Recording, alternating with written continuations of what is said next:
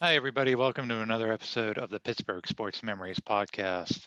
On today's show, we are going to talk about the time that Mario Lemieux came out of retirement for the Pittsburgh Penguins.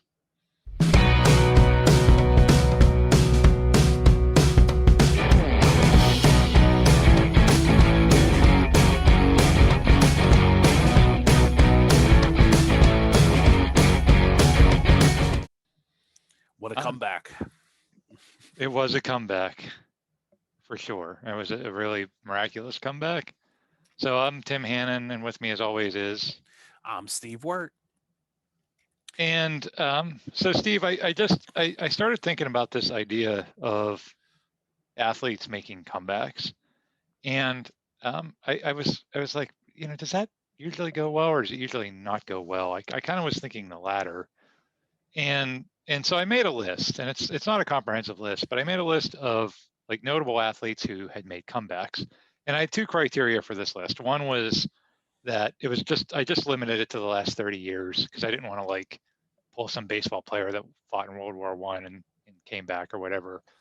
And also my criteria was like the guy had to be away for at least one full season from their sport.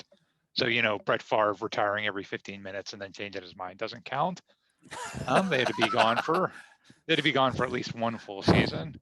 So I'm going to read this list to you, and then at the end, I want you to tell me like, do you think it worked out well for these guys? Not well, or was it kind of mixed? So here's my list. Okay, Michael Jordan, Deion Sanders, George Foreman, Reggie White, Claude Lemieux, Jason Witten, Randall Cunningham, Magic Johnson, Rob Gronkowski.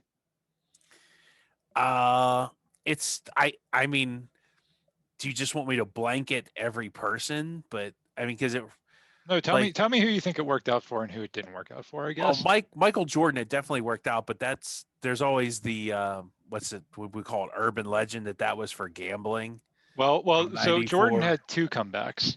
That second one, that third one, he stunk.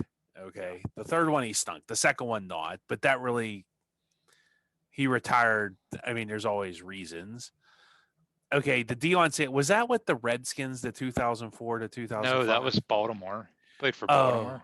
that was a joke. Yep. He was a joke at the end there.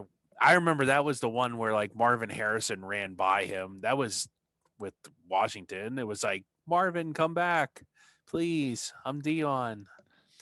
George Foreman, he did knock out Michael Moore, didn't he? Yeah, he won the heavyweight championship in the But 90s. then but then he wasn't going to pay a lot for that muffler, so wow. Reggie White came back. I don't even remember he Reggie played White he coming played back. yeah, he played one season for the Carolina Panthers. Well, I guess for me not even remembering it, sure, it didn't go well for Reggie White. Reggie White, I know. How did Reggie White even die? I don't even like know. Like, I know he passed away. I can't remember what the yeah, circumstances were. yeah. Uh, Claude Lemieux, Lemax. He came back. He retired in Oh, 2003, and then he came back in you know who I'm 2009. confusing him with? Claude Giroux right Oh now. yeah, no, he's still playing. Yeah. No, Claude Lem.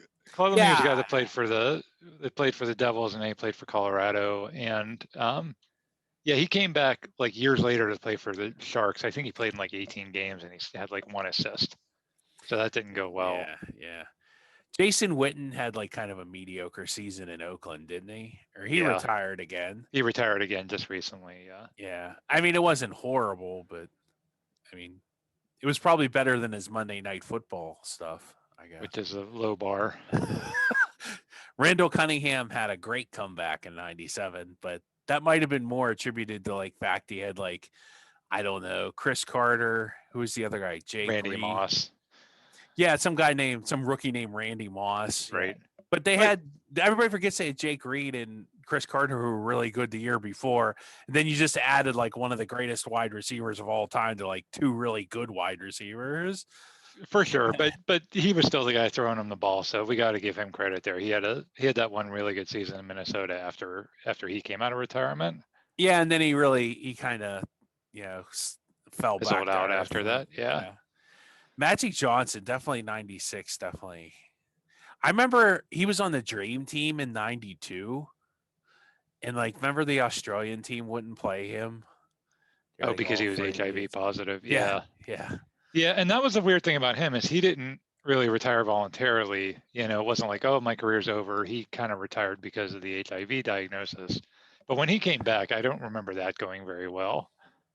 I think he came back as like a power forward instead of a shooting guard. I mean, it wasn't um Yeah. yeah, it wasn't very good. And Gronkowski, I would say, had like kind of like I don't know, like mediocre season. Like he caught 2 passes in the Super Bowl for touchdowns, but he wasn't bad. He wasn't the Gronk of old though. He was like a solid player. He just Sure. wasn't Sure. dominant. No, So and I'm glad I'm sure he's glad he made the decision, you know, seeing that he won a Super Bowl. I think to me, like the whole list, there were guys that had more success than others. I don't know that anybody I think Mario's unique in this aspect. I don't know that anybody on that list left during their absolute like prime and then came back and continued it. So some of those guys did leave during their prime, like Jordan when he retired in '98. I mean, he had just won 3 straight championships, but when he came back with the Wizards, he wasn't the same guy. Um, Randall Cunningham came back and was great, but when he retired the first time, I think he was a backup at that point. So I don't know that anybody kind of like retired great and came back great, if that makes sense. it's very rare. That's for sure. So Mario Lemieux, let's talk about him. Um, if you're a Pittsburgh sports fan, you already know the story. Penguins are like this middling franchise until they draft Lemieux in 1984. He quickly becomes one of the greatest hockey players ever. He sets all kinds of records, and it takes a while for the Pens to put enough of a team around him to be competitive. But they do eventually win 2 back-to-back Stanley Cups in 1991 and 1992. After that, they do go deep into the playoffs a few more times, but they never do make it back to the Stanley Cup finals. And Mario, meanwhile, deals with all kinds of health concerns with his back, and of course, has the bout with Hodgkin's disease. And in 1997, there's really 2 things that factor into this decision. It is the aforementioned health concerns for Lemieux, but also the direction that the NHL is going at this point. They've decided to embrace this clutch and grab style of hockey, and Mario really doesn't want any piece of that. He sees the way the direction's going. He's really fighting the health issues, and he decides to retire at the age of 31. And Steve, I guess I had forgotten how young he was when he retired, because I think because he had been there for so long at that point. He'd been there for 13 years, um, and and I think because he had started when he was like 18, so it felt like he had a full career, but he was only 31 years old. Yeah, they start him young there, and it's kind of like, I guess the only thing LeBron kind of had that, or Kobe had that young start to their careers. But yeah, 18 is definitely for a professional is kind of besides like tennis or golf or something, is definitely young. So I think that's why he seemed like he was here a lot longer and he should be a lot older because you figure if he would have come out like 24, 25, what does that make him like 38, 39? Right, You know? right. So now, Yeah. I mean, it's only 7 years, but I guess there's a big difference between 31 and let me tell you what, there's a big difference between 31 and 40. I can vouch for that as well. Yeah, I think there's something goes on when you hit 40, your warranty. You ever had something and your warranty runs out, and as soon as the day it does everything like breaks? Yeah, my Yes, warranty ran out when I turned 40. So yes, yeah, totally agree. Totally agree. yeah. And so we mentioned this before that Mario, when he went out, he was still really good. The year he retired, '97, he won the Art Ross Trophy that year, so he was the league's leading scorer the year he retires.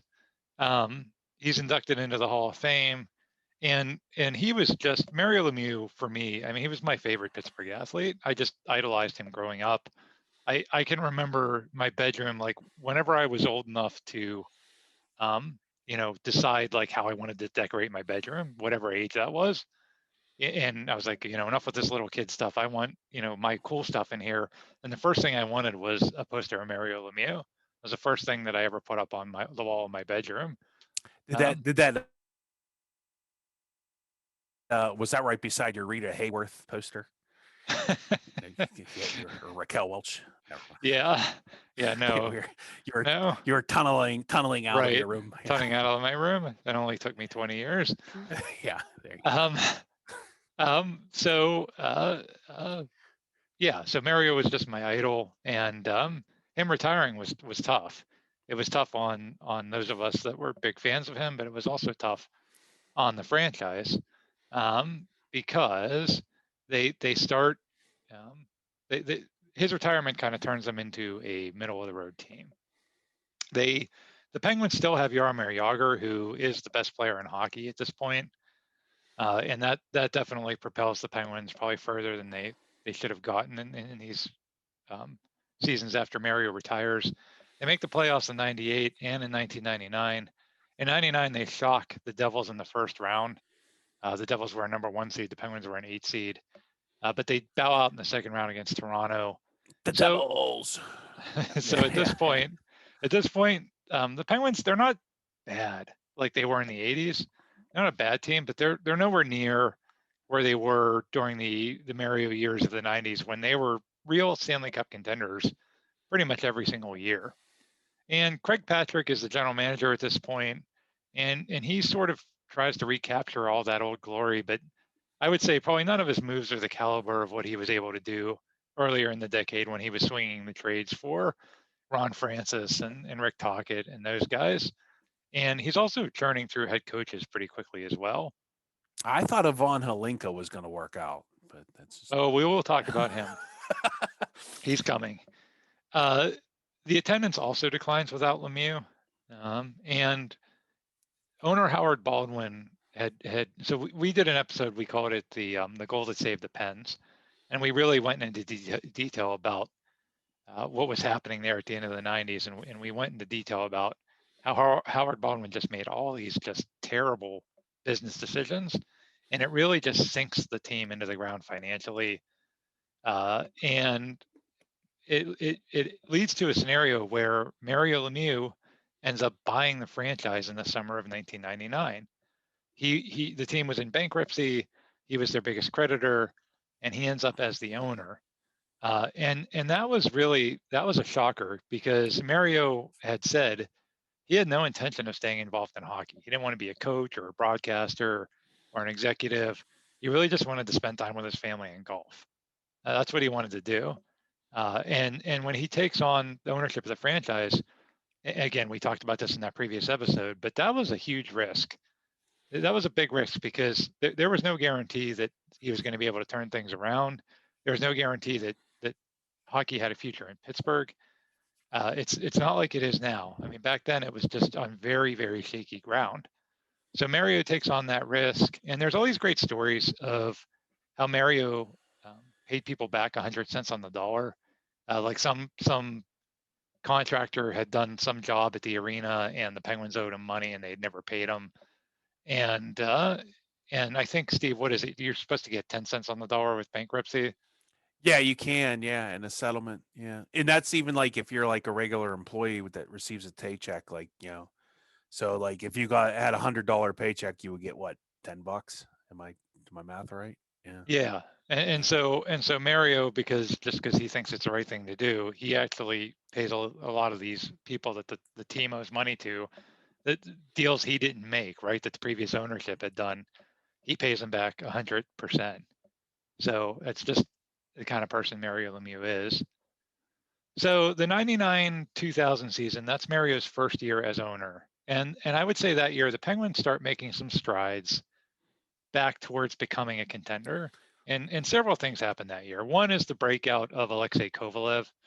They had acquired Kovalev the previous year, but he hadn't really done all that much. He kind of, when he first came to Pittsburgh, he was kind of the same player he was in New York, which was a very talented player, but just didn't really produce.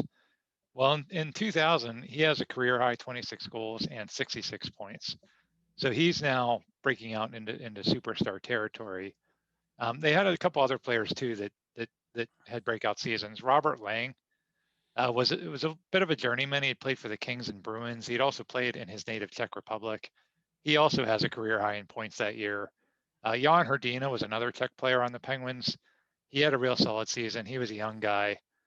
And Patrick also makes a couple of other key moves during the season to improve the team.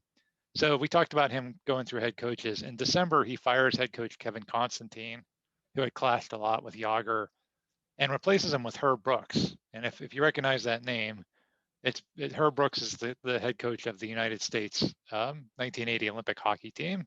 So the Do You Believe in Miracles team. Well, they had a relation. Craig Patrick was. I don't know what his position was on that team, but he was involved in the 1980 team also. Yeah, he was the assistant. Was he I an remember assistant from the movie. coach, or I don't know if he was like an assistant coach, or he might have been an assistant coach because like they kind of good cop, bad copped that team. Like Brooks was the bad cop and Patrick was the good cop. I remember in the movie that Kurt Russell played Herb Brooks, and then the guy from The Americans played Craig Patrick. So, they had a previous relationship. So now Herb Brooks is the coach of the Penguins, and Patrick made a couple other moves. He acquired a couple of defensemen, Bog Bubner, who was kind of the rugged stay-at-home guy, and then Janne Laukkonen, who was more of a puck mover. And then he also trades Tom Barrasso. And Tom Barrasso, of course, was the longtime goaltender. He'd been there forever. He had won the 2 Stanley Cups. And he picks up a veteran goalie named Ron Tugnut. And that was a really risky trade. I don't think people remember how risky that was because Barrasso had a no trade clause in his contract.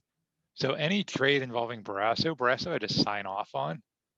And Patrick made a deal with I think it was Ottawa, to trade him to Ottawa. And he said publicly that he was afraid. He almost didn't make the trade because he was afraid to tell Barrasso, because all Barrasso had to say is, I'm not going to Ottawa. And then the deal would be dead. And then he knew that Barrasso would just pout the rest of the season and kind of tank the goaltending platoon. So that was like Patrick, that kind of was the kind of person Barrasso was. But they do end up trading Barrasso. Jagr wins the scoring title again. So all of those moves, Herb Brooks and new goaltender and breakout seasons, that all leads to a 37-37 record. So they finished the year right at 500. They are the 7th seed in the playoffs. But sometimes it's all about how you finish. And the Penguins had gotten hot at the end of that 2000 season.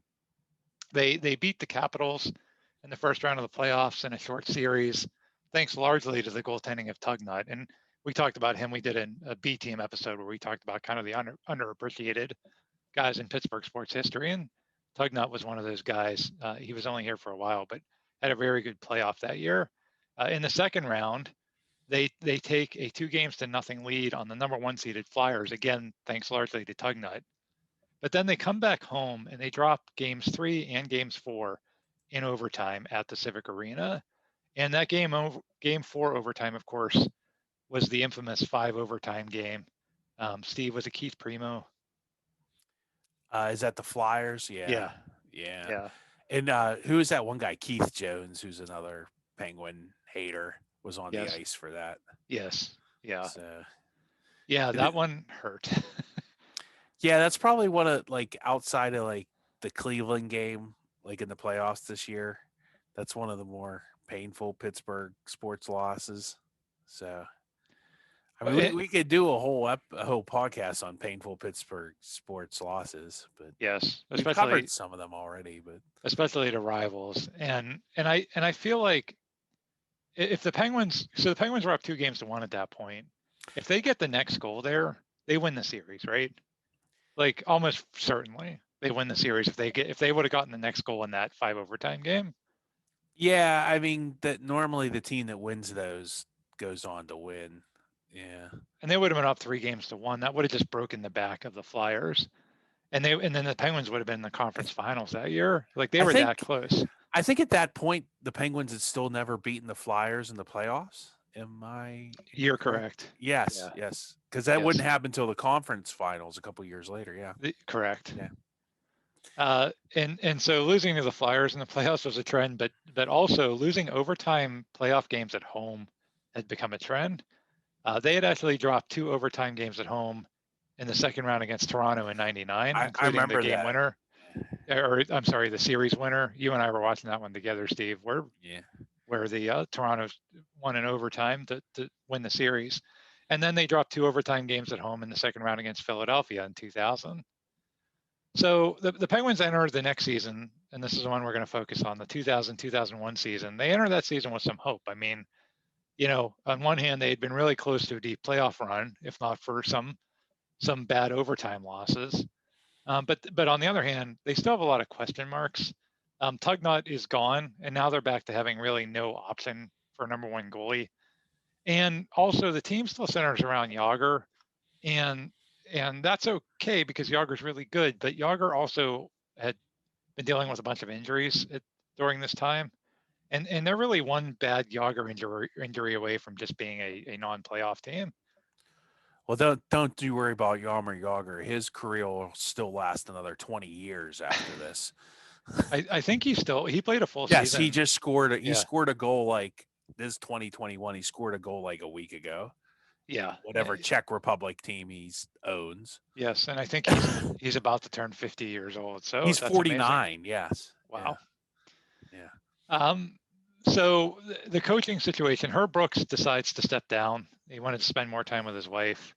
And so Steve mentioned this guy already. The Penguins bring in a guy named Ivan Hlinka to be the head coach. Here's a weird thing. What is it weird that Herb Brooks and Ivan Hlinka both died in car accidents? Is that Yes. like some Final Destination stuff, or that Yes. had a plan, they just didn't know it? Wow, that's really weird. It was, and it was not. I mean, both of them died probably 3 or 4 years after this. It wasn't that far after this, and both in car accidents. Yeah. So Hlinka was he was a national hero in the Czech Republic. The 1998 Winter Olympics, I think that was in Nagano. That was the first year that they had the NHL players be allowed to compete. And the hype leading up to those Olympics for hockey was, oh my gosh, Canada is going to have like the dream team, like what the United States had in basketball. Canada's going to have Wayne Gretzky and all these guys, and then it wasn't just Canada, the Russians, and even the Americans. There were going to be these really stacked teams of NHL superstars, and then the Czech Republic wins the gold medal. I mean, that was pretty shocking at the time. Well, that's one of my favorite hockey moments of all time. Still, like I rooted because like the Americans were horrible that year. Like, didn't we trash? I think we trashed our hotel room and stuff like that. Yeah, that was bad. Yeah, but they had that goal. I love Dominic Hasek, my favorite goalie of all time, and they had a good goalie. And then they beat. That was that save against I think Lindros, where he just like swipes his glove and knocks the puck out of the air with his glove as he's on his back. And then they play an absolute. You talk about rivalry games. The Czech Republic against the Russians. You don't realize, like, I guess if you don't, like, you do realize, like, Jagr wears 68 because that's to represent 1968, which is the year Russia invaded the Czechoslovakia to reestablish whatever puppet government they had at the time. So that was an absolute, like, the Czechs don't like the Russians, and I don't know how the Russians feel about the Czechs, but that was a great game. That was a great game. One of my favorite hockey memories there. And I love that team. And that's why Hlinka is is well known at this point, especially in the Czech Republic. Yeah. And so obviously Jagr played on that team, and there's all these, we already mentioned there's all these other Czech players on the Penguins already. Matthew Barnaby even joked at the time that he said, I might have to change my name to Matthew Barnabov yeah, to get some ice time. So that seemed like a good fit, especially for Jagr, who didn't get along with coaches so well. But it was also a risk because Ivan Hlinka, Steve, doesn't speak English. So it'd be me going to like the Czech Republic to coach hockey, or essentially. Yeah. But so it was an unorthodox hire. But that's what the Penguins decided to do. They opened that season in Japan. They actually had a two game series. I think it was against Nashville in Japan. And by December of that year, they're 14-14, right? So they're pretty much right at the exact same point they had been the previous 3 seasons. Still not, still a contender for the playoffs, but definitely not a Stanley Cup contender, and still, like we said before, one bad Yager injury away from the whole thing tanking. So as that's happening, meanwhile, Mario Lemieux is secretly working out with his old friend Jay Caulfield over at Neville Island. I remember this, yeah. Yeah, and unbeknownst to everybody, and Mario at some point decides he wants to come back, but he's not sure at first. He wants to see if he can really do it, and he says later he does not want to come back to be mediocre. He didn't want to come back to be some of those other guys we talked about earlier, where they just, okay, they're still effective, but they're not great anymore. And that's not what Mario wanted to be. He wanted to be great still. And there's a great story. Tom McMillan, who the VP of communications for the Penguins, tells this great story about how Mario pulled him and Tom Rooney into his office. Tom Rooney was the COO at the time. And he like said very dramatically, guys, I'm going in a different direction. And Tom McMillan's like, oh no, he's firing us. He's selling the team. Like, what's going on? Oh, and then he pauses and he says, I'm coming back.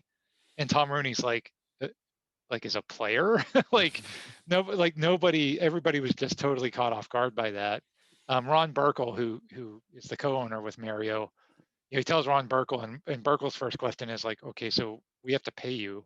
What are we going to pay you? And Mario decides he's only going to take league average, and he's only going to prorate it for the time he plays. So it really ticked off the union, I remember at the time. It did tick off. This was in the non-salary cap era. So.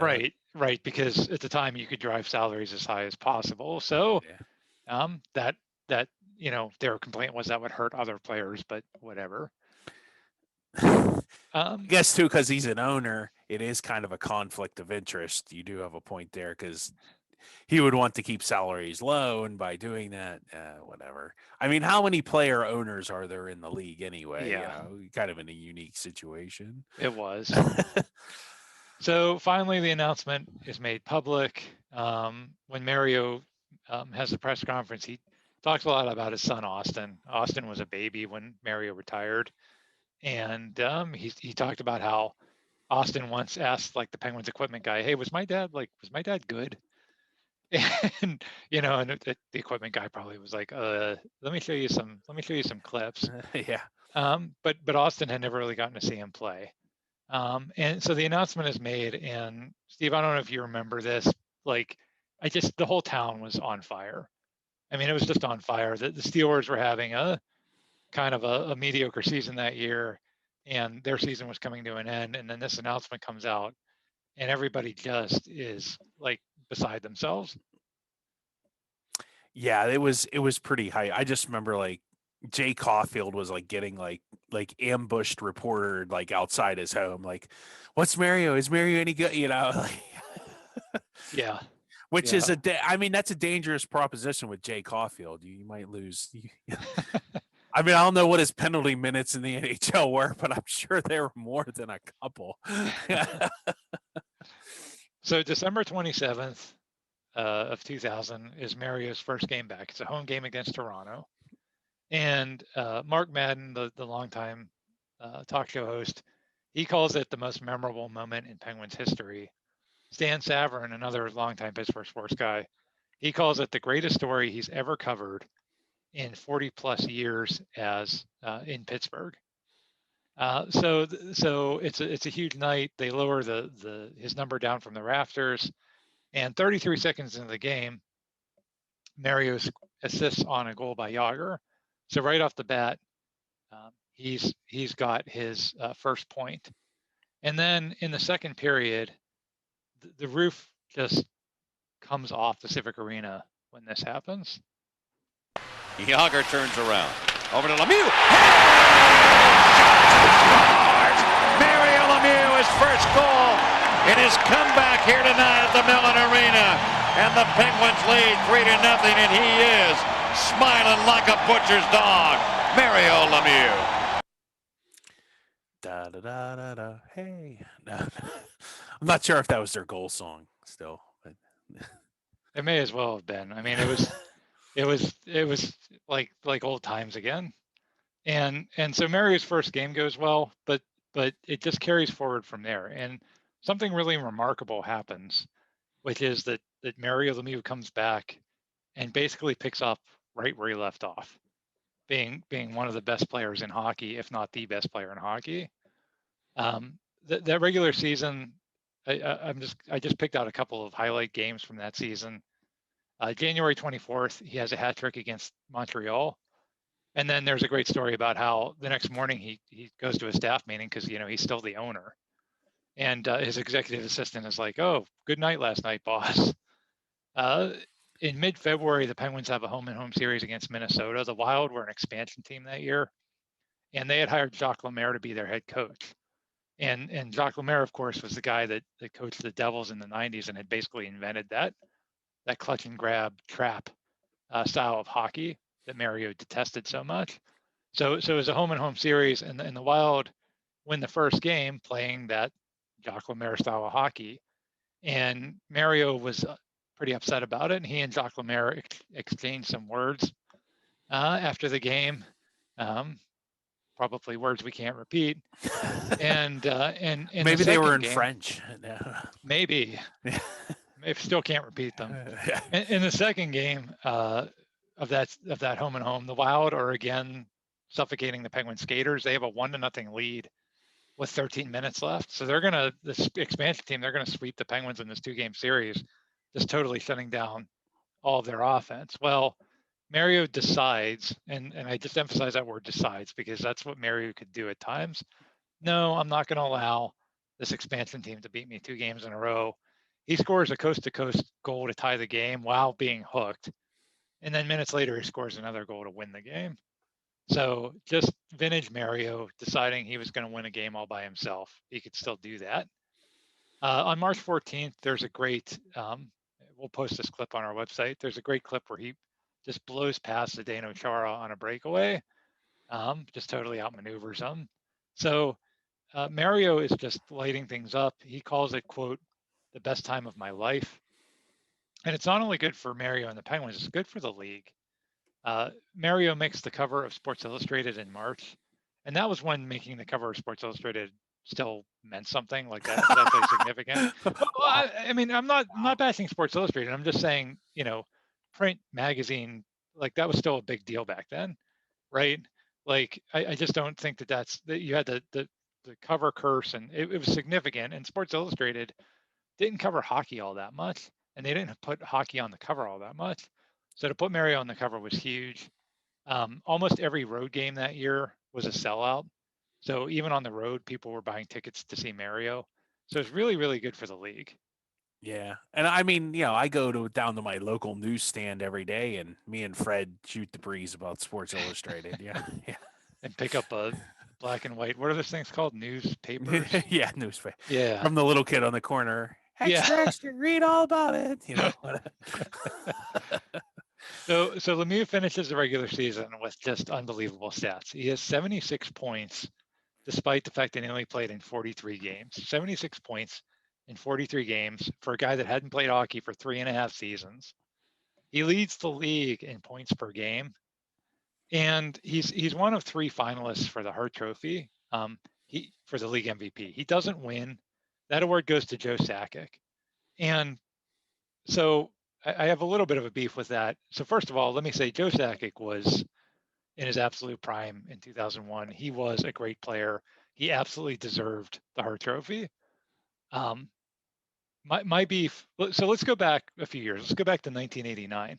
In 1989, Mario Lemieux scored 85 goals. That's 85. That's a number you'll never ever see again. He finishes 31 points ahead of Wayne Gretzky in the scoring race. And that was a season where Mario missed games due to injury. He still finished 31 points ahead of Gretzky and 85 goals. And the team was good in 1989. They actually came within 1 win of the conference finals. It was another loss to Philadelphia. Another loss to Philadelphia. I was going to skip over that part, but well, I think our current general manager might have been involved in that game. He may have been, yes. Him or Reggett, I don't know. Yes. That was the a local bar owner. Either it was our current general manager or a local bar owner, Ken Reggett. somebody. It's so funny that both those guys are in town now. It's hilarious. Somebody chased Robbie Brown all around the ice in that series, but we'll leave that part out. So anyway, so good team, amazing year for Mario, easy choice for MVP, right? No, Wayne Gretzky not only wins the MVP award, he receives double the first place votes of Mario Lemieux, even though Mario had 31 more points than him. And the justification at the time was, okay, well, yeah, Mario definitely had the better season, but that was Wayne Gretzky's first season in Los Angeles playing for the Kings. And that had done a lot for the sport. And it did. I mean, like, that wasn't an incorrect statement, because that really did grow the sport. They had Gretzky hosting like Saturday Night Live. It was a big deal. It definitely did a lot for the sport of hockey. But that was their justification for giving Gretzky the Hart Trophy that year. Well, now in 2001, when Mario Lemieux maybe doesn't have the stats of Joe Sakic, he's done a lot for the sport, but this time that doesn't matter.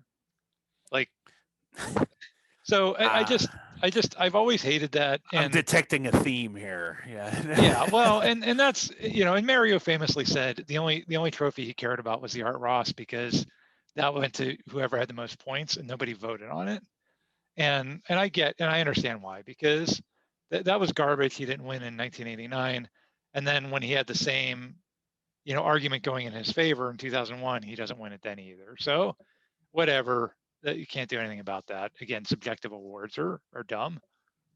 Anyway, that's Mario's regular season. But how's the team doing in general, right? So the Penguins do finish the season with a 42-28-9 record. That was a big improvement over the 37-37 record the previous year. Yager wins the scoring title for the fourth straight year. Well, you don't have to vote on that, do you? No voting necessary. And really the big difference that year, obviously besides Lemieux, was the formation of the second line. So they'd put Kovalev, Robert Lang, and Martin Straka on a second line, and that second line becomes really, really good and really significant. Kovalev and Straka both finished tied for fourth in the entire league in scoring with 95 points. And then Robert Lang was the center on that line. He was also in the top 20. So the second line, the entire second line finishes in the top 20 in the league in scoring, and they were the second line, right? So that was pretty amazing. And you had Yager and Lemieux playing on the first line. The Penguins. Robert Lang, I just remember he would he missed the net a lot, but he had a good year that year. Well, and he was a guy, I think we talked about this in a previous episode too, but when he first played for the Penguins, they had him on a line with Yager, and he tried to force the puck to Yager all the time. So he'd either miss the net or he'd have a wide open net, and he'd be like, "Here, Yarmer, you're the guy that usually scores these goal things, so you take it." And it was super frustrating. And I think getting him off Yager's line was probably the best thing that ever happened to him, because he had a very good season that year. So the Penguins, they're also making some deals to load up for the playoffs, and most of those deals are centered around Lemieux coming back, which isn't surprising. They acquire Mark Bergevin, who is a defenseman, who's a veteran, who's Lemieux's old buddy from when they played together in junior. They also pick up Kevin Stevens. So Kevin Stevens, of course, was on the 91 and 92 teams, one of the all-time great Penguin players. His life had kind of taken a downturn. About a year earlier, he had been busted in a motel with a prostitute and crack cocaine, and had to go through this mandated recovery program. And then he signed on with Philadelphia, but he was a healthy scratch most nights. And now here he is back playing on a line with Lemieux and Yager, like the old band's back together again. So that was nice for Kevin Stevens. And they also traded for Christoph Oliwa, who was just this mammoth guy. He was 6'5". His nickname was the Polish Hammer. And wow. he was there solely to be the enforcer to protect Lemieux. So they definitely loaded up around Lemieux in terms of their trade deals. The roster that year, we talked about the top two lines being so good. They had on defense, they had a decent defensive unit. It wasn't terrible, but it certainly wasn't great. It's definitely a defensive unit. There's no Larry Murphys or Chris Letang's on this team. If you look at the stats, the leading scorer among defensemen that year was the immortal Hans Janssen. Did they get defensive about their stats? Like, they were very defensive. They were just defensive about everything. Yeah. Like what we don't score says you know. Get all offended. So yeah, definitely a stay-at-home defense that they had. The leader of the defense was definitely Darius Kasparaitis, who was a huge fan favorite. Casper had been a thorn in the Penguins' side when he played for the Islanders, and when they acquire him in 1996, he very quickly becomes one of the most beloved players in Penguins history. I mean, Darius Kasparaitis was just beloved when he played here. And he really cements his legend status in Pittsburgh in a game on March 7th, 1998, when he absolutely crushes Eric Lindros near the boards in a game against the Flyers. Lindros was a beast of a player. He was 6'4", 240. Kasparaitis was 5'11", but Kasparaitis didn't care. He didn't care. He was still going to hit Lindros. And Lindros was a guy we all just hated. I mean, he came into the league as this anointed superstar. He finagled his way out of Quebec, and the Flyers back then had this line called the Legion of Doom, and it was just him and John LeClair, and they just would stand in front of the net and overpower everybody. And to see him just get his clock clean was just so satisfying. And Kasparaitis was the one that did it. It was kind of a turning point in Lindros' career. It was the first of several concussions that ultimately did kind of derail his Hall of Fame career. Yeah, that was guess back before they took concussions seriously. Yeah. Yes.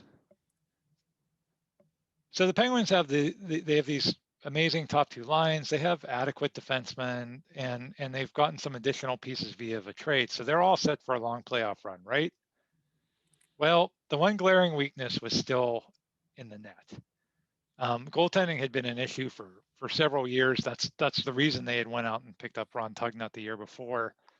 And that Sports Illustrated article, the one that was on the cover, I mean, I went back and read that article.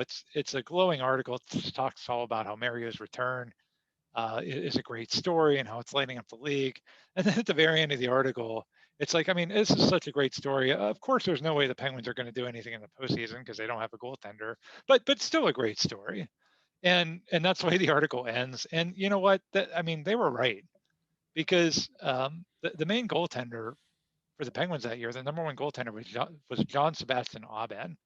He was a guy that the Penguins had drafted in the third round in '96 to be the successor to Barrasso. And he has a 3.3 goals against that year. That stinks. 3.3 goals against average. And even worse was before the season, he had demanded a higher salary. And that really ticked off Lemieux. Lemieux actually came out publicly and said, like, this guy's not a number one goaltender until he earns it. So J.S. Aubin is not good at hockey and not good at negotiating his contracts. I think, yeah, that's definitely. I don't remember him much. I remember Garth Snow. You're going to mention here more than Aubin. Yeah, Garth Snow was the backup, and Garth Snow was just Garth Snow. He was a veteran. He was a journeyman. He was perfect in his role, which was a backup. But they really needed like a number one goaltender to go into the playoffs. It's kind of like, who was that guy that they had, Vokoun or Grice, like kind of like one of those guys, like a solid guy, but not, maybe a great goaltender. And plus, you got to remember, this is the clutch and grab era when scoring was going down. So, that's a good point. So to have a 3, yeah, that's really not good in that era. Yeah, that's terrible. Yeah. That's just terrible. So late in the season, Patrick goes out and he picks up a young goaltender by the name of Johan Hedberg. Johan Hedberg had never played a game in the National Hockey League. And when the Penguins acquire him, he's playing for a team called the Manitoba Moose. Nice alliteration. Yeah. Yes. Yeah. See what they did there? There's not much else you could name a team from Manitoba. Maybe the Mouse or something, or you could smell moose like the ice, like the dessert or something. I don't know. Marauders, and we could think of some good names, but Moose is appropriate for a team that far north. And you know, the story goes that they're actually at the Winnipeg International Airport. I guess the Moose were getting ready to travel to take on some other team, and they actually pull aside Hedberg, and they're like, "Hey, you know how we're all getting on this plane to you know, wherever, Saskatchewan. Oh, they're taking the Dune balloon. Yeah. You know how we're all getting on this plane to Saskatchewan? Well, you're going on this plane over here to Pittsburgh. It all happens very quickly, and when he gets to Pittsburgh, the Penguins just start throwing him in as a starter. Like, hey, guy that's never played a game before, you're going to start, because I guess they figured they had nothing to lose. And it all happens so quickly that Hedberg has to wear his like blue Manitoba Moose mask for his first start. He doesn't have time to get like a proper Penguins goaltender mask. And it looks super out of place, like this blue mask with a big moose painted on it against this black and gold uniform.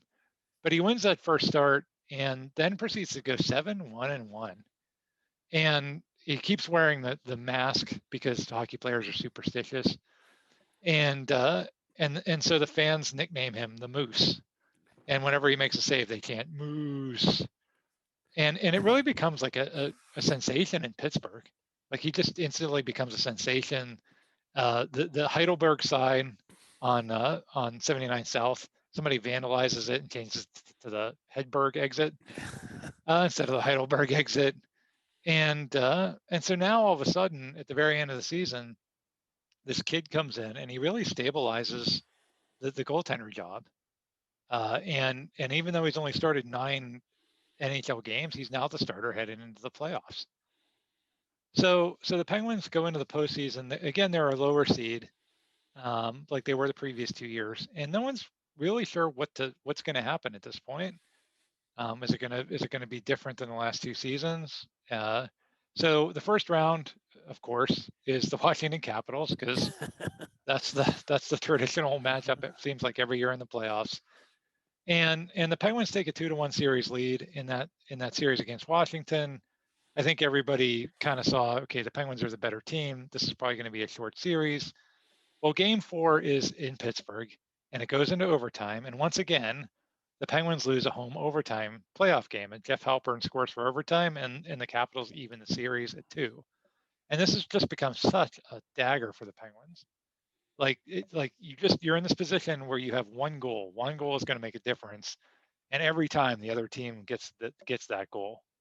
The Penguins they win Game 5, and now Game 6 is again back in Pittsburgh, and again, Game 6 goes into overtime. So here we are again, a home overtime game, with the Penguins having a chance to win the series. So this time things turn out a little bit differently. In overtime, there's a sequence where the Sergei Gonchar, the defenseman for Washington, who of course later goes on to win a Stanley Cup for the Penguins, he has the puck behind his net. It's one of those things where he kind of stops behind the net and everybody makes their line changes, you know. And so he has the puck from behind the net, and he starts to skate out with the puck. And Martin Straka comes up and challenges him inside of his zone, and that happens a lot too. And usually when that happens, you know, the defenseman will just make a pass and get it out of danger. Well, for whatever reason, Gonchar, for lack of a better word, Gonchar basically like fumbles the puck, and it ends up right on Straka's stick.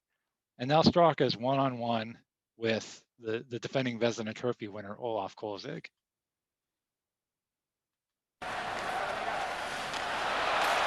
Here comes Straka with a chance against Kolzig. He back in, he shoots and scores! Marty Straka wins it in overtime for the Penguins. And ladies and gentlemen, Elvis has just left the building. Penguins win the series 4-2. I forgot Olaf Kolzig was a Vezina Trophy winner. He I don't know. was. They seem to like always own him for some reason. Like, Well, they owned whoever played for the Capitals. I mean, that was, you know, yeah. and that was really the trend. And we have to do an episode, Steve, at some point about like the Capitals Penguins rivalry because it's such Well, a it's good not one. much. It's not much of a rivalry. I mean, the Capitals got us once. I mean, Yeah, fair. but it'll it's- be fun to do. Fun to like make fun of the well, Capitals, I was especially gonna like say it's with a Pittsburgh. Gonchar and yeah. It's a Pittsburgh sports. It's a Pittsburgh podcast. So who cares if it's one sided? It's one sided in our favor. So yeah, he beats Olaf Kolzig. The Penguins finally break the curse of overtime, and Martin Straka wins the series. So the second line comes through, and gets the goal that wins the series. Hedberg had played really well in that series as well, and then Mario Lemieux, he led everybody in the series with 7 points. So once again, Mario's right back on top. In the second round, the Penguins play the Buffalo Sabres, and Buffalo was a really good team during this era. They had won the Eastern Conference in 1999 and had come within a controversial goal of winning the Stanley Cup. They had, Steve mentioned this guy earlier, they had the best goaltender of the era and maybe the best goaltender of all time in Dominik Hasek. In 2001, Hasek wins his 6th Vezina Trophy since 1994. So if you're doing the math, that's 6 Vezina trophies in 8 years for Dominik Hasek. That's a level of dominance that you might not ever see again. Yeah, and you know what? Well, I guess we'll save that for the end. I have a comment that I love. Dominik Hasek was definitely. I liked him. Like, I know everybody was always worshipped like Brodeur, but I always liked Hasek better. I thought he was just in general, I guess, just more athletic. And Wall, I liked Wall better too. I don't know. I just never. I thought Brodeur benefited from the trap. So, but in the Penguins, like you said, really, besides like Hedberg, really until Fleury came, they really didn't have like a great goaltender from Barrasso to Fleury. I mean, so nobody locally to fill in, I guess, the spot. And I know the Penguins had played Hasek too, earlier in '92. They'd actually, When if he you played go for back, Chicago, yeah. yeah, well, if you go back and watch that game where the Penguins clinched, like that game, they could have had like 8 goals. Like Hasek really kept Chicago in the game. Right. And it's funny because you mentioned, Steve, like some of the other goaltenders of that era, like Brodeur and Patrick Waugh, and even Kolzig, who had won the Vezina the year before. I mean, him winning 6 out of 8 years for the best goaltender in the league, it wasn't like there was no other good goaltenders. Like there were Hall of Fame goaltenders, but he was still the best. So I think you could make the argument that he was the best of all time. And him going against, to your point, a rookie goaltender definitely felt like a mismatch. But right out of the gate, it's actually Hedberg who comes through. He shuts out the Sabres in game 1, and that's at Buffalo. And then in game 2, also at Buffalo, Hedberg only allows 1 goal and a 3-1 Penguins win. So now the Penguins are at the same place they had been the previous two years. Well, the previous year, up 2 games to nothing, and coming back to Pittsburgh for games 3 and games 4. Now, the previous year against Philly, like we said, they lost both those games in overtime. And this year, they did not lose both of those games in overtime. They just lost them both in regulation. Well, that's a switch. Yeah, so they're moving up. And really, what happened was Hasek kind of woke up, and Hasek and the Sabres defense really shuts down the Penguins' high-scoring offense. They managed only 3 total goals in those 2 games, and so now the series is tied 2 games apiece, and that sets up a pivotal Game 5 in Buffalo. And in that game, the Penguins' offense finally gets going again. Yager and Alexei Morozov propel the Penguins to a 2-0 lead in that game. Alexei Morozov, wow. Yeah, there's a little blast from the past. Yes. I think he just retired from the KHL. He went and played in the KHL for years. He was another guy that had talent and it was never really realized. He was a high draft pick too. Right. Yeah. Well, and he could. There were times where he looked like he could be one of the best players in hockey, but that was a small percentage of the time. Yeah. So the Penguins are up 2-0 in that game 5. They finally seem like they have their scoring mojo back, but they allow the Sabres to come back. The Sabres score twice and force overtime. And then 8:34 into the overtime, former Penguin Stu Barnes for the Sabres, he blasts a shot past Hedberg, and the Sabres win the game. And that hurt, not only going down 3-2 in the series, but Stu Barnes, he had kind of been unceremoniously traded 2 years earlier for Matthew Barnaby. Stu Barnes was a pretty good goal scorer. In fact, Yager even said at the time that Barnes was, quote, the best goal scorer on the team, which is high praise coming from the guy that had just won the last 4 scoring titles. But the Penguins felt like they needed that agitator role, and that was what Barnaby was. So it was a little bit of sweet revenge for Stu Barnes. So now the Penguins are on the brink of elimination, and Game 6 is back in Pittsburgh. And the Penguins, they have to win to stay alive. And once again, the Sabres really stymie the Penguins' top 2 lines. And the Penguins trail 2-1 heading into the third period. And they do get a break with 2 power play chances. Usually third period playoff hockey, the referees swallow their whistles. And they actually give the Penguins 2 power plays, but they can't do anything on either one. And so now, like, we're down to just over a minute left. Like, the seconds are ticking away on the season. And it's kind of a moment, because here we are, right after all that's happened. Mario Lemieux, the greatest player in franchise history and the owner of the team, comes back. This rookie goaltender, the Moose, who had never played in the league before, the second line evolved into this great scoring line. All this stuff had happened from 1 year earlier. And now the Penguins are about to go out in the exact same way they had the previous year, losing 4 games in a row in the second round after winning the first 2. I mean, it was hard to believe that, like, was that really the way the season was going to end? Well, one guy that wasn't about to let it end that way was Mario Lemieux. So again, just over a minute left. There's a face-off in the Sabres' end, and Mario wins the face-off, and the puck eventually comes back to Kovalev at the point, and he blasts a slap shot, and the puck's blocked.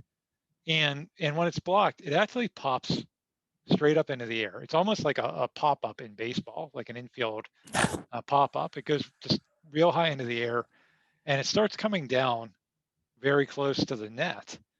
And there's a bunch of guys for both teams standing near the net where the puck is falling. And they're all kind of trying to swat at it. And Mario Lemieux is one of those guys. And being the veteran and the legend that he is, he's not frantically trying to swat at it. He's just slowly tracking it with his eyes. And when the puck lands on the ice, he's the first one to get the stick on it. And he shoots it past Hasek for the game tying and series saving goal at 18:42 of the third period. It was just a typical dramatic Mario Lemieux moment. The team's about to be eliminated, and he scores the goal to send the game into overtime. So now we have another home overtime game. So once again, potentially back to where we were the last 2 years, going out in 6 games due to overtime losses. But again, the Penguins write a different story. And fittingly, it's the second line who wins the game. And this is really a team effort with the second line, because Robert Lang checks one of the Sabres players behind their net, and he steals the puck and he shovels it over to Kovalev on the boards. And Kovalev very quickly centers it. It's like a bang, bang, bang play. Kovalev centers it for Straka. Straka puts it in the net, and it's the game winner. And it's just an unbelievable win, because the Penguins, here they were, really losing for 4 straight games until that last minute of regulation. They were seemingly done, and now they tied the game, sent it into overtime, and then win the game in overtime to force a Game 7. So that was pretty miraculous. But they didn't win the series. There's still a Game 7, and the Game 7 is in Buffalo. And it was a typical Game 7, tight, everyone playing with their season on the line. Hasek and Hedberg had both made some big saves in the first period. In the second period, Buffalo gets the first goal, but the Pens even it up on a power play goal by Andrew Ference. Andrew Ference. Wow. Another blast from the Yeah. past. He went on to have a pretty good career after the Penguins. He was a good young player that year. Yeah. In the third period, Buffalo again takes the lead, but Robert Lang gets the equalizer. So it's a back and forth game. And as the minutes tick away, it looks like we're headed to our 3rd straight overtime game in the series. And this is going to be to decide everything. But but before overtime, real late in the third period, there's some controversy. So with just about a minute left in regulation, the Sabres are pressing in the Penguins' end of the ice, and the Penguins can't get the puck out. Like, they're in trouble. The Sabres have a legitimate chance to win the game here at the end of regulation. And one of the defensemen who's back on his heels is Darius Kasparaitis. And at one point, the puck hits Kasparaitis in the chest, and he literally gloves the puck and flings it into the stands. He saw a fan that really wanted a souvenir. Right, a little kid. Yeah, he was wanting to fulfill a wish, you know. The fans in Buffalo just go ballistic, and you know, I'm going to try to not be a homer here and be objective. The fans in Buffalo were right to go ballistic, because that's a delay of game penalty. Like, you can't, when you're getting pressured and you take the puck and you throw it into the crowd, that's a delay of game penalty. And in fact, we actually threw the puck in the crowd. We'll post a link to that play. I mean, you can judge for yourself. But I at the time I thought that, and 20 years later I watched it again, and I still think it. Like, he took the puck in his glove and he just threw it into the crowd, because that was the best way to just get a face off and kill the scoring chance, which it did. And a few years later, the NHL would make a rule that, because back then that was based on intent, and then they did away with that rule. They said anytime that you're in your own end and you knock the puck into the crowd, even if it's on a shot with your stick, it's an automatic delay of game penalty. And remember, that famously came back to haunt the Penguins in the playoffs against the Capitals years later. And it was an automatic penalty. But in 2001, that wasn't an automatic penalty. The referee had to determine that you did it on purpose. And for some reason, I don't know why, they decided that it was somehow an accident that he put the puck in his glove and chucked it into the crowd. So that was a big break for the Penguins there. No penalty is called. And now we're probably the most Kasparaitis thing you could do, too. Well, and I'm surprised it's not more remembered, given how this game's going to end, because yeah, that was pretty bad. So now we're heading into overtime, and it's Game 7 overtime for the right to go to the Eastern Conference Finals. And the Penguins actually get a lot of really good scoring chances to start the overtime, but Hasek is just stopping everything. There's one play in particular where Kovalev, he tries to center a pass for Lemieux. Lemieux's like all by himself on the side of the net, and Hasek makes a great play, dives on the pass before it can get to Mario. And Mario, who like, I don't know that he always showed a ton of emotion on the ice. He was visibly like flustered. He just looks up at the sky. He can't believe he was going to win the game and win the series right there, and Hasek stole it away from him. So the Penguins had all these good chances, and as the overtime wore on, that's a bad omen. You don't get a whole lot of scoring chances in a Game 7 overtime. You know, it's just not, doesn't happen. And so it just kind of felt like the Penguins skill players had spent all their chances, and now anything could happen. Well, 13 minutes into the overtime, the Penguins do get one more chance. Robert Lang skates into the Buffalo zone, and there's a defenseman right in front of him. He's got Martin Straka to his left, but Straka has the other Buffalo defenseman draped all over him. So Lang really only has one choice, and that's to drop it back to the defenseman who's trailing on the play. And that defenseman is Darius Kasparaitis.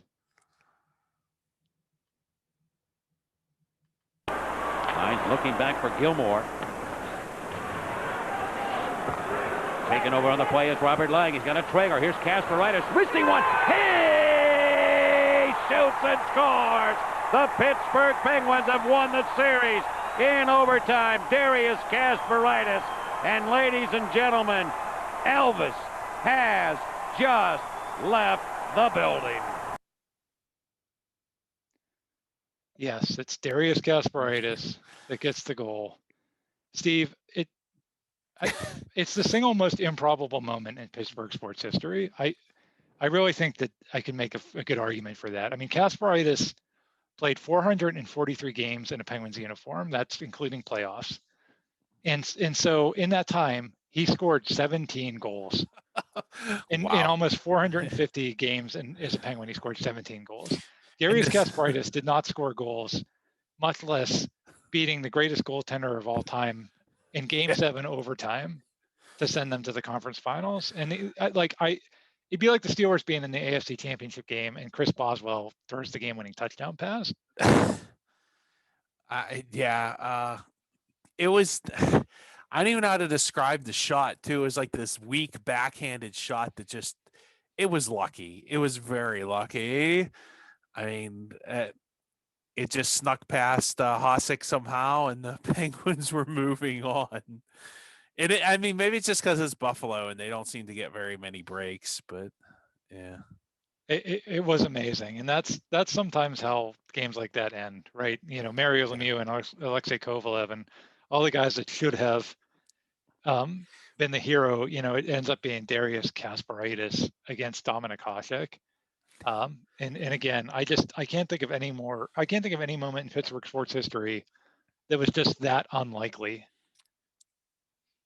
If you want to know, we talked about Kasparaitis kind of being just beloved by the fans. If you want to know why Kasparaitis was so beloved here in Pittsburgh, this is an interview that Stan Savran did on the ice with him moments after he scored the goal. Is this the best moment of your hockey career so far? You know, I don't realize I scored a goal. Honestly, I don't know what happened. I just put it in, but it just kind of, I'm still in the fog, you know. And I just joined a rush, and I think I didn't even know who passed it to me. I just put a puck on the net, and I own Dominik Hasek because I scored one against him before. You own him. Yeah, sure you do, Darius. I love that. Like by far the biggest moment of his hockey career. And it's just like, yeah, I own that guy. Yeah, sure you do. That again, that's why you couldn't help but just love Darius Kasparaitis. So I had to throw that in there because I just loved that interview. I think that was said with heavy sarcasm, but it was. You know, he's being funny. Yeah. But apparently one of his other 16 goals that he scored in a Penguins uniform apparently happened against Hasek. So that moment is one of my favorite in Pittsburgh sports history, and it's personal to me. I watched that game. I was on vacation with some friends in North Carolina. We were staying at this beach house. We decided to rent this big house on the beach, and it had like 8 or 9 bedrooms. And so we had asked a bunch of our friends to come with us, and we said, okay, and ask your friends. Like, we just wanted to fill up this house with people to help defray the cost of the house. Steve, I think we even invited you. That's like how desperate we were to just fill this house up with people. Like, my God, we'll even take Steve if we have to. You turned us down, though, unfortunately. I was one, apparently, the many other people. Yes. Well, one of the people that came, one of the friends of a friend who I didn't really know that well, was this girl, and she was just this beautiful, like, smart girl. And I got to know her during the week a little bit more, and I really fell for her. And I kind of thought, like, maybe she's into me too. And we hadn't, like, again, there's a bunch of people staying at this house. We hadn't had any like one-on-one time together. And that game was on a Thursday night. And that was the end of the week. We were heading back home after that. And so I don't remember how this happened. I don't remember if I asked her or she asked me, but somehow we agreed that after the hockey game, because the whole house was going to be watching Game 7 together, after the game, we were going to go do like a little walk on the beach, a little date, just the two of us. And so that was going to be after the game. Well, the game goes into overtime. And now I'm stuck in the scenario where 3 things can happen and 2 of them are really bad. You know, one is that Buffalo gets the overtime goal. And then I know I'm going to be in a terrible mood. I'm going to be disappointed and sad and angry. I mean, it's one thing to lose a Game 7, but to lose a Game 7 in overtime, it's going to be one of the worst moments in the history of you as a fan of that team. So I'm not going to be in a good state of mind. The other possibility, because we had seen this year before with the 5 overtime game, right, is that the game just goes on forever and ever. And I kind of knew at the time, like, this girl's not going to stay up till 2:30 in the morning or whatever that Philadelphia game ended, just to go on a walk on the beach with me. She was just going to go to bed. And then the third possibility, which is what happened, was the Penguins scored and won the game. And so I'm in a really good state of mind. And we go out on the beach, and I tell her that I like her, and she reciprocates. And to make a long story short, we'll be celebrating our 17th wedding anniversary later this year. Well, you So- can thank Darius Kasparaitis for that. Yes, Darius Kasparaitis saved my marriage before it even began. So thank you, Darius Kasparaitis, Wherever you are. wherever you are. Yeah. So that sets up the Penguins are in the conference finals, and the opponent there is the New Jersey Devils. And the Devils are really the powerhouse team of this era. They're the defending Stanley Cup champions. And when it's all said and done, they'll have end up winning 3 Stanley Cups. So the Penguins are a huge underdog. They had upset New Jersey 2 years earlier, like we talked about, and that was without Mario Lemieux. So maybe they could do it again. And in the first 2 games, the Devils take game 1, the Penguins take game 2.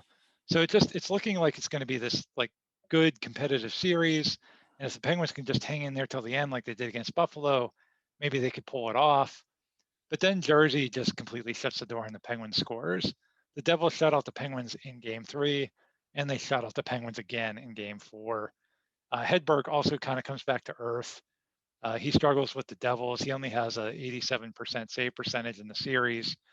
Hedberg just, he had bested a Vezina Trophy winner in Kolzig. He had bested a Vezina Trophy winner in Hasek. He wasn't gonna best Marty Brodeur. He wasn't gonna do it 3 times in a row. The Pens put up a little bit more of a fight in Game 5, but Jersey wins that one too to take the series, and it ends the Penguins season. So it's a disappointing end. The 2 best teams in the league that year were for sure the Devils and the Colorado Avalanche, and they would play a 7-game series for the Stanley Cup that's ultimately won by the Avalanche. The Penguins were not on the same level as those 2 teams, but they were riding this amazing storyline of Mario Lemieux coming back, and we all, Steve, we know that it's not always the team that was the best team all year that wins the championship, right? So it just felt like the Penguins were going to have this like storybook run. Mario Lemieux, it was just going to be this memorable thing where he came back and won them a championship, but it wasn't meant to be. Yeah, it's a shame. They just I think the trap eventually just they did. The Penguins never really played that style of play, and that's what became in vogue for many years. And they had that extra line, like you couldn't do the 2-line pass, so that really helped, So everything like was stuck between your own end, that blue line and the center red. If they keep you in there, it was like almost impossible. Yeah, you wonder had they implemented the rules that they implemented post lockout, had they implemented that 5 years earlier, would have been a different story for the Penguins. And No had they salary. implemented the salary cap too. Yeah, there was no salary cap either at that point. So, which doesn't explain why Toronto didn't win a Stanley Cup and all that silliness. I mean, they got money to burn. I don't know. So the salary cap, the financial woes, that really sinks the Penguins after this. It's just too much to overcome. And Patrick is forced to just gut the team at that point. And it starts that summer with the trade of Yager to the Capitals, which they got like nothing in return. They got Chris Beach, and I don't remember who the other guys were. That was a disaster. And Yager, like, that was tough because it was almost a little bit of a relief. I mean, it was somewhat similar to when the Steelers traded Antonio Brown. Like you knew it was going to make the team worse, but it was like you could breathe a little easier knowing that this guy that was so discontent was off the team. I mean, I think the last straw really was when he clashed with Hlinka, who was brought there specifically to be his coach. But it did make the team a lot worse. I mean, Yager was their best player. He's gone. Lang and Kovalev are eventually gone. And what follows are some very, very, to say it nicely, lean years for the Penguins, where they're one of the NHL's just absolute worst franchises. Hlinka comes back the next season and is fired 4 games into the 2002 season. He barely communicated with the players that weren't from the Czech Republic. And the Penguins said, okay, we get that, but over the summer, you need to take some English lessons. And Hlinka's just like, nah, or nay, or whatever you say it in Czech. Or maybe he just didn't understand what they were asking him. Either way, he doesn't learn English. When he's fired, one player comes out and says it was total chaos with him behind the bench. He said, quote, by the time Holinka figures out what to say on line changes, it's too late. It's already time to say something else. So he was terrible at managing lines and terrible at the in-game coaching. And as you mentioned earlier, Steve, he does tragically pass away a couple years later in a car accident. So that's the end of the short Ivan Holinka era in Pittsburgh. Hedberg remains a starter, but he's never really able to capture that magic from the 2001 run. He's eventually supplanted by Marc-Andre Fleury. And Mario himself, he's also really never able to recapture that magic because all those injuries that had plagued him during his first run really come back full bore after that year. 2001, his first year back, he had stayed pretty healthy. But after that, it just goes really south. In 2002, he only plays in 24 games. He does play for Team Canada that year, and they win an Olympic gold. That's kind of Mario's last big highlight in his career. But for the Penguins, he's only able to play 24 games. In 2003, he actually has a fairly healthy season that year. He plays in 67 games, and he manages to score 30 goals and finish in the top 15 for the league MVP voting. And that was on just a god-awful Penguin team.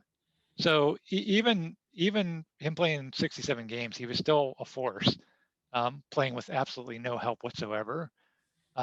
He only plays 10 games in 2004. The 2005 season is canceled due to the lockout. And then he comes back after that and plays 26 games in 2006 with Sidney Crosby on his line. And again, the injuries are just too much. And he kind of quietly retires again. He makes the announcement. He'd been out of the lineup for a while, but he makes the official announcement that he's retiring as the Steelers are in Detroit preparing for Super Bowl 40.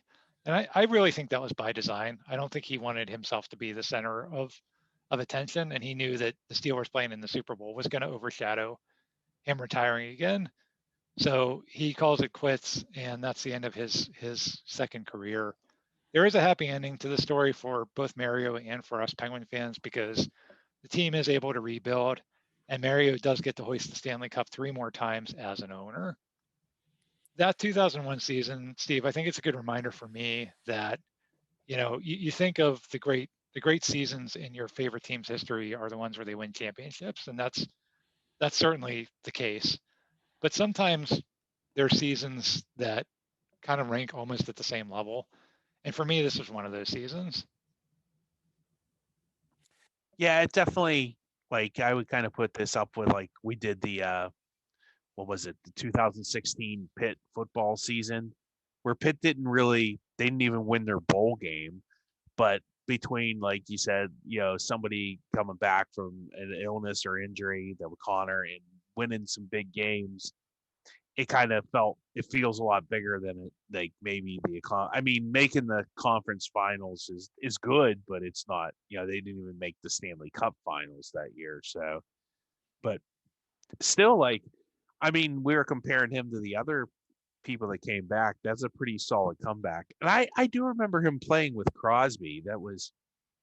I thought he played for more games with Crosby than he did, I guess. Yeah, it was only for the first couple months of Crosby's rookie season, and then he was out again. I think I went to a game. I know somebody gave me a ticket because, even Crosby's first year, that was that first year out of lockout when they kind of went for it, and they still had remember they had who'd they have, Ziggy Palffy and like John LeClaire, and because I remember going to that game. And they were playing the Rangers. I remember Kevin Weeks was in goal for the Rangers. I don't know why I remember that. And then they had John LeClaire, and Crosby skates around the whole range because the Rangers had Yager too. Because I remember people booing Yager in that game. And Crosby hits LeClaire with a perfect pass, and LeClaire just literally falls over his own 2 skates and can't score. Which is just so typical, the Penguins at that time. They signed this Leclerc, who, like you had said, that kind of killed us in Philadelphia, and now he comes here and he's just an absolute total bum. Yeah. So was Zygmunt Palffy. It was interesting when that lockout happened. A lot of guys retired. If you go look at the list of guys that retired during that lockout, Mark Messier's on there. There's a bunch of really big time players that retired. And I think some of the guys that decided, I'm going to give this one more go, like Mario or John LeClaire or Ziggy Palffy, they really didn't have much left in the tank either. And so it didn't work out for any of those guys. And for Mario, I think they had drafted Crosby. It felt like he could make one more run, but the team wasn't very good and his health wasn't there either. And so he had to hang it up at that point. I think what else hurt the team too was they had Fleury, right, the year before. And then I think the year before Crosby, they drafted Malkin, didn't they? Right, but they didn't have Malkin. Have Malkin. That was the problem, was if they would have had Malkin on that team with I guess it would make Mario your third center, but still, I think they would have probably made the playoffs with and then they had who was their coach? Was their coach Olchak, Eddie Olchak? Yes. Yeah. So that team just needed, probably, like you said, turned over and get rid of some of the veterans and start off with a young team, and that's kind of what they did. And Yes, Therrien did a great job with that team. So I distinctly remember that's one of the few Penguin games. Like, I haven't gone to a lot of Penguin games, but I remember that one. And I remember I went to another one the year later when Malkin finally made it, and the difference was like night and day. It was like you could tell that team was up and coming, whereas that team was just kind of like an also ran. And I think the Penguins still won. The Penguins still beat the Rangers, and the Rangers were a playoff team that year. So, yeah, I had season tickets that year, that 05-06, and it wasn't a very good year. But like you said, they made the decision to just, instead of trying to do one last run with Mario decides to step aside and retool. And they, like you said, they do that and they win the Stanley Cup in 09, then they win 2 more. So maybe a lesson. Yeah, lesson for the current team, or maybe some other team that's named Steelers. Yeah. Sometimes you get to that point where you just gotta cut your losses with some of the veterans. When you got too many, you can have a 1 or 2 on a fill-in on a team that's already established, but to still have so many in key roles, that normally comes back to bite you. Right. Well, folks, hope you enjoyed that. Please check us out on the web at pittsburghsportsmemories.weebly.com. We're also on Facebook and Twitter. Please leave us a review, and please, tell your friends. Thanks everybody. Yep. Thanks for listening.